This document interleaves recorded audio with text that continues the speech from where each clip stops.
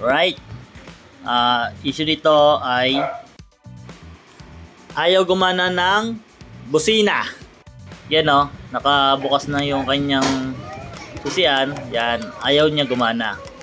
Kahit na ilang pindot, kahit diinan, ayaw. Yan, kitang-kita naman. Ano kaya ang problema niya? Bali, yan. Check ulit natin. Yan. Bukas naman yung susian.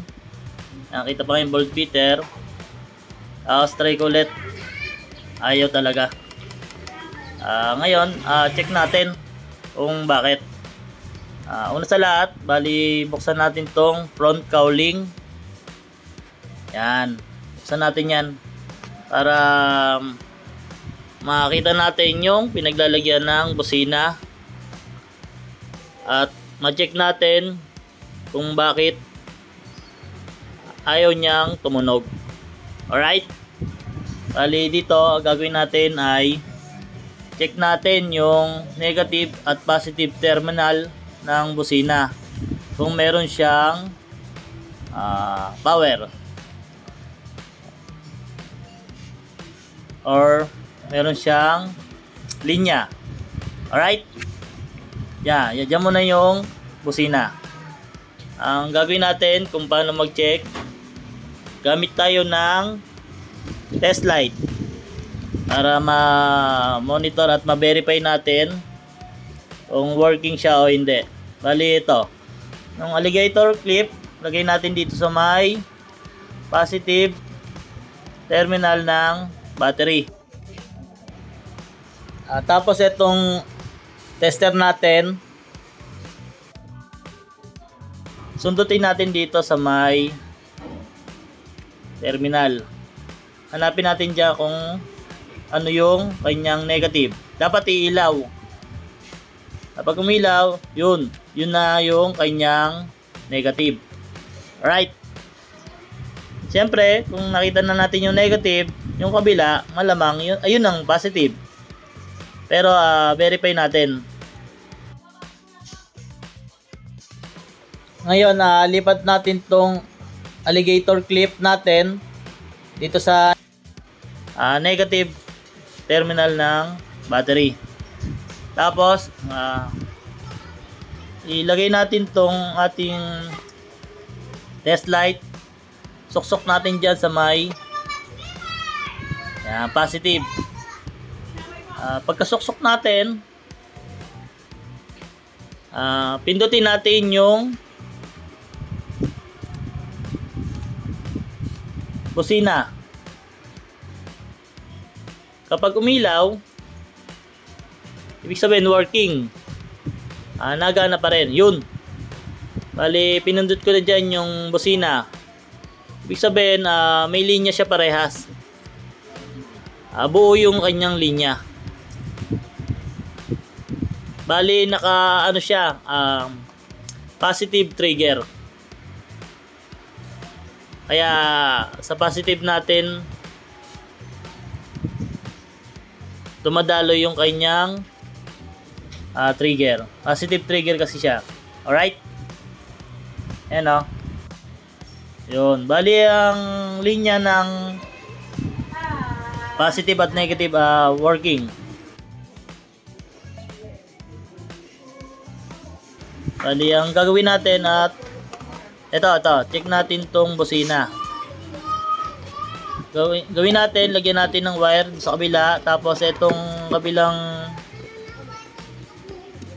terminal, dikit natin do sa may negative ng battery. Kapag tumunog, okay siya. Kapag hindi, sira siya. Yan. Bali dito, ayaw niyang tumunog.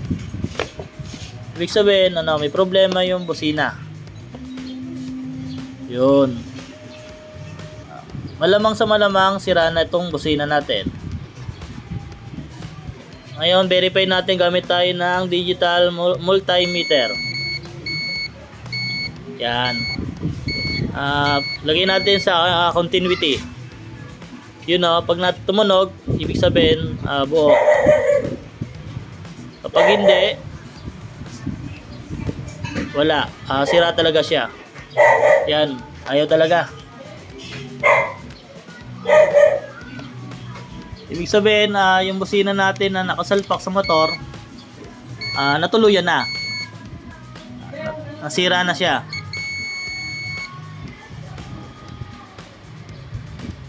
Ngayon, check natin. Verify tayo ng ibang busina. Wala eh. Talagang sira na tong busina. Kailangan ng palitan. Para di sayang, palitan natin. Ito. Verify natin to. Ito yung stock na busina natin sa dating motor. Check natin kung kung working pa. Kabit natin tong isang wire. Tapos yung isang kabilang terminal, dikit natin dito sa may battery, sa negative. Yun working. Bali okay pa tong busina na to. Ito na lang palit natin kasi goods naman to eh. Kaysa bumili pa tayo ng bago, meron naman tayong pinaglumaan. Ayun ito natin, ikabit natin. Ayun, verify natin kung may continuity. Kasi kanina, chinek din natin eh. Ito, check din natin. Kung talagang buo siya. Ayan buong buo na. Doon pa lang sa pag-check natin sa battery, buo na, natunog eh. Ayan.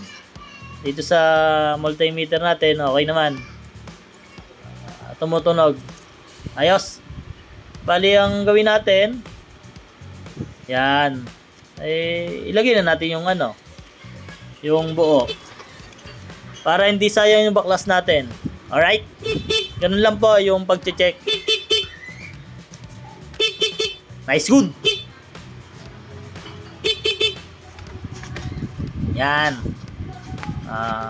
Naikabit na natin. Nailagay na natin yung positive at negative terminal ng busina. Bali, balik na natin yung kanyang front cowling. Ayos. Kung nagustuhan nyo ating video, pa-like and share po. Don't forget to subscribe para sa mga susunod nating upload video. Alright. Yun balik na natin yan, mga tornilyo, mga ilaw yan, para matapos na ating ginagawang DIY.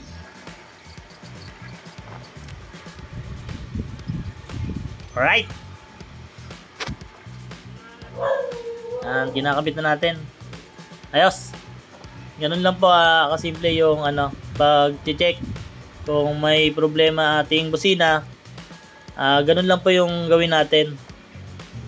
Yun po ang ginawa natin, isa po sa mga paraan kung paano mag-check at mag-verify kung okay po ba yung linya at okay po ba yung busina. Alright. Ngayon, check natin. Nakakabit na. Yun working. Ayos. Nice, good. Okay na ulit ang ating busina. Ayos. Yun. Hanggang sa muli. Salamat.